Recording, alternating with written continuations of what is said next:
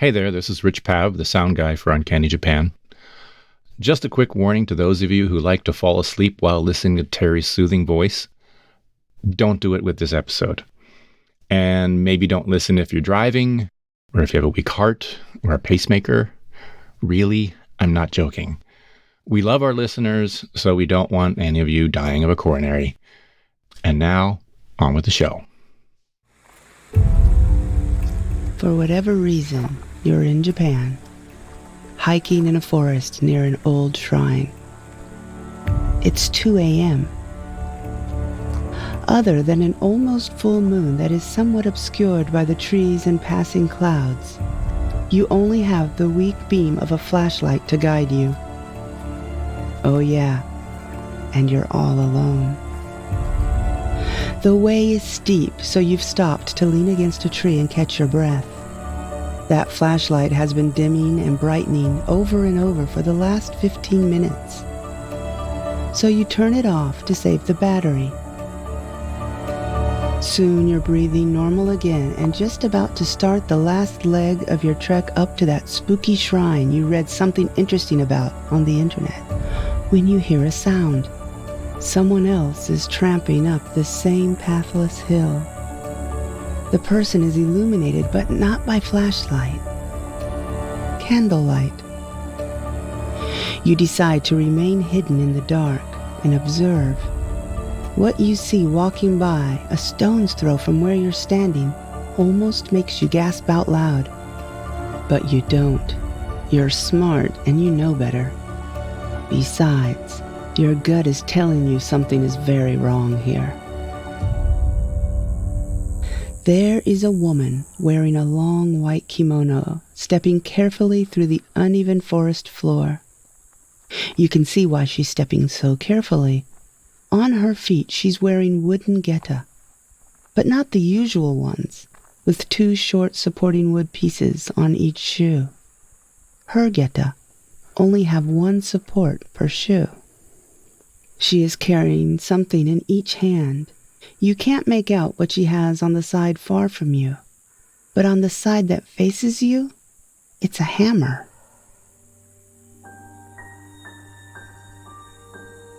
Clenched in her black teeth is what looks like a long nail. But what truly makes you wish you had gone to the restroom before your hike is what she has around her mussed-up, long black hair. Somehow she has fashioned a type of metal crown, and around that crown are several long white burning candles. The woman stops right in front of a large tree, lifts the thing in her left hand and presses it against the trunk. She then removes the nail from her mouth, mumbles something angry under her breath, and begins hammering it with all her might.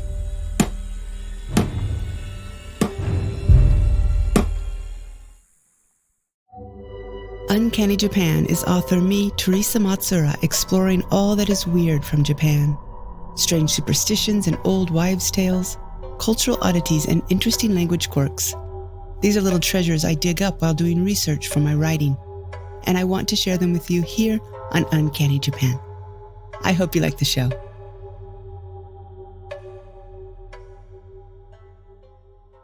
Hey everyone, how are you all doing? It's been a while since I've done anything creepy or potentially hair-raising. So today on Uncanny Japan, I'm going to talk about Ushi no Kokumairi, a way of cursing someone in Japan that is really next level. I've been wanting to talk about this forever, but just recently had the time to really delve into the subject. Before we start cursing our enemies, I want to thank my fabulous patrons. Without all of you, there would be no me. Today, I'm going to talk about Ushi no Kokumairi or Ushi no Toki Mairi. Both mean shrine visit at the hour of the ox. The hour of the ox is between 1 and 3 a.m., by the way. But why a shrine visit? Well, to curse your enemy, of course. Ushi no Kokumairi is a type of curse. The word for curse itself is noroi. So this is one of those recipes that I am encouraging you not to follow. But out of morbid curiosity, mine and possibly yours, let me tell you a bit about this still practiced today phenomenon. A little backstory. Cursing a person in Japan, and anywhere else really, is nothing new. But as far as Japan goes, this particular way of cursing, the ritual of it all, has changed somewhat over time. A legend that really solidified this ritual is called Hashi Hime no Uji, the Princess of the Bridge Uji. It was a story that first appeared during the Heian era, and it told of a woman who spends many lonely nights waiting for her lover, or husband, depending on the version of the tale, to return. She learns he's with another lover, and, cue jealousy, she hikes over to Kifune Shrine for 7 nights and begs to be transformed into a female demon so she can exact her revenge. The god of Kifune finally answers her prayer, telling her to go to the Bridge of Uji, which was way down south from where she was, and perform a certain ceremony. Then, after the ceremony, to submerge herself in the water. Do that for 21 days, says the god, and I'll see what I can do. Part of the ceremony she was told to perform was to first twist her hair up into 5 horns, then using ground cinnabar to paint her face, and vermilion to paint her body. Next, she was to use a 3-pronged trivet on her head, set with 3 torches of burning pine. And finally, in her mouth, she should hold 2 more twisted burning pine branches. The princess did this for 21 days until she did indeed transform into a female oni, or demon. She was then able to slay magnificently all those who hurt her. So now there is this elaborate and super creepy ritual around cursing your enemies. And maybe not as much as before, it still is performed today. I was reading around and found quite a few different websites listing quite a few different shrines where this is still done. They really are all over Japan, usually old shrines deep in the forest. The more remote, the better. Although, shrines that offer enkiri, to cut connections or ties with a person, also seem to have these rituals or something similar performed on their grounds. One of them, that Kifune Jinja I mentioned earlier, that's a real place in Kyoto. It looks quite nice, but because of that legend I just told you about, it does have the Ushi no Kokumairi stain attached to it. Although I'm sure all these shrines would rather keep the pesky cursors with their long spikes away from their hundreds of years old sacred cedars. Okay, let me talk about the way of doing the curse. It's a little involved, but just so creepy. I've always wanted to tell somebody. And now that I have your attention, here are some of the items required. First, the straw doll. It's called a wara ningyo in Japanese. It's made of long links of straw, folded and tied in such a way that it vaguely looks like a human body. It's said, as with all things hex-related, you should include with the effigy some item from the person you're cursing. Hair, fingernails, or a photo will do nicely. Okay, second item on the list is a nail or spike called a gosun kugi. A 5-sun nail is about 15 centimeters or 6 inches. You'll need at least 7 of these. Either one or several you will carry in your mouth as you go to make your curse. Number 3, a hammer. This is called a kanatsuchi. Fourth item, white clothes. And note that a white kimono is the same thing that dead people wear. Fifth, if you can find some geta, you know those cool Japanese old-fashioned shoes that look like wooden flip-flops, that would be good. If you can, find the ones that have only a single tooth or wooden piece to balance on. The 6th object is a mirror that you hang around your neck under your clothes. It's supposed to ward off bad spirits coming to you while you do bad things to other people. And for the last item, it's called a gotoku. It's a kind of metal tripod or trivet that is used for setting pots and kettles above a fire. To use this, you'll have to turn it upside down so that the metal ring is around your head like a crown, and the little metal prongy things are sticking up. You secure several long white candles on them and light them, so you'll need candles too. Okay, now the cursor must find an old shrine. The more remote, the better, I'm guessing. There are certain ones that have been used throughout history, so it sounds like not any old shrine will do. Also, keep in mind that a whole lot of shrines and temples now have surveillance systems, alarms, and cameras, so people don't go sneaking around their grounds in the middle of the night. After you find your shrine, you're going to have to find a shinboku, or a sacred tree. The cursor must also perform this ritual during the hour of the ox, which is, like I said earlier, the time between 1 a.m. and 3 a.m. Oh, and you have to do that for 7 days in a row. As with any nefarious act, there's going to be someone who's willing to make money off of it. I found a place that will actually take your money and place the curse for you. You know, in case you're not up to all that prep work and wandering around in the wee hours in one-toothed geta with burning candles dripping wax on your face. The website boasts a professional cursor, I'm doing air quotes here, who will hex your enemy for as little as 20,000 yen, very roughly $200, all the way up to 300,000 yen, $3,000. The more you pay, the more powerful, again air quotes, the cursor is. Oh, and I found another place that will send you a noroi kit, complete with a chunk of wood purportedly taken from a sacred tree, so you can do the ritual without even leaving your living room. They assure you the name of the company, the Curse Society, will in no way appear on the package, and you can choose whether or not you want the contents to be listed as makeup or supplements.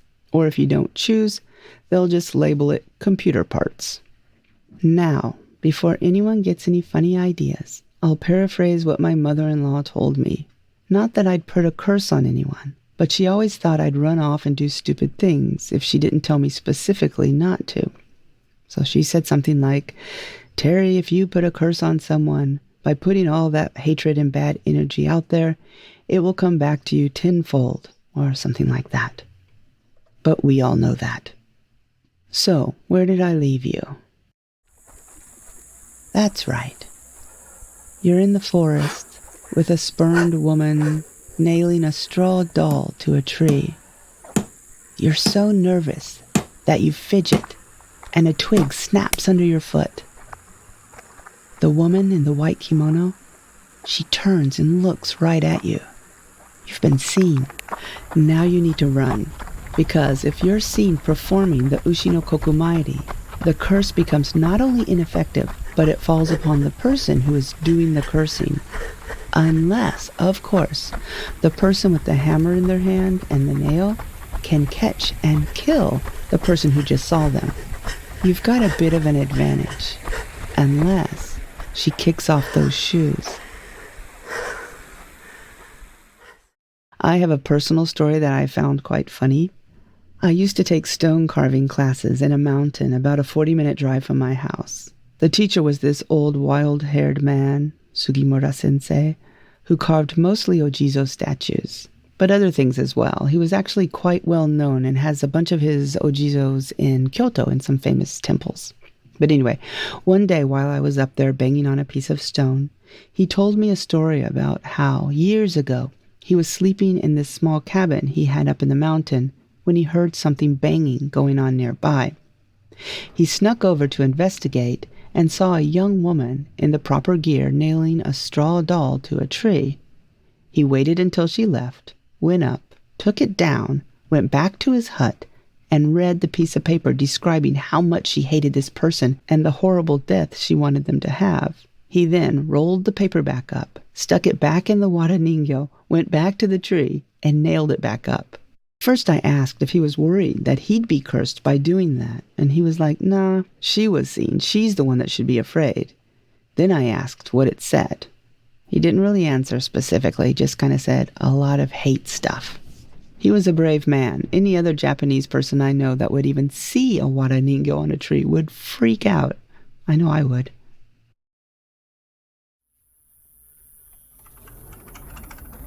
But don't you worry. Now you are safe at home. The doors are closed and locked. There's no way that a woman with a heart full of hate has managed to follow you, knowing it's the only way she can save herself. She would never be outside your window waiting for you to fall asleep. Hammer raised, measuring where she should break the glass.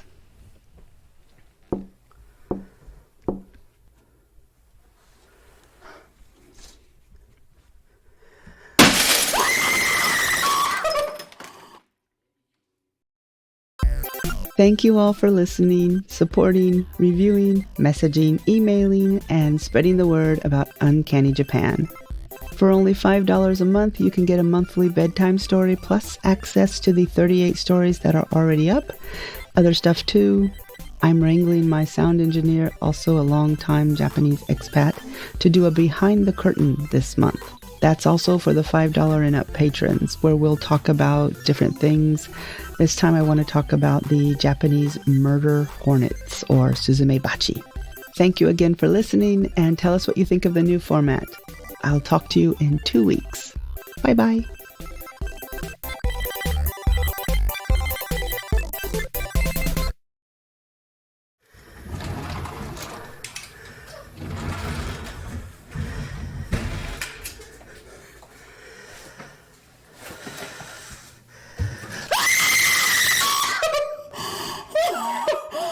Were you recording? Were you recording? I think so. Because I need to scream too. I needed to scream. Oh my god, I'm scared. You scared me. You needed to scream after the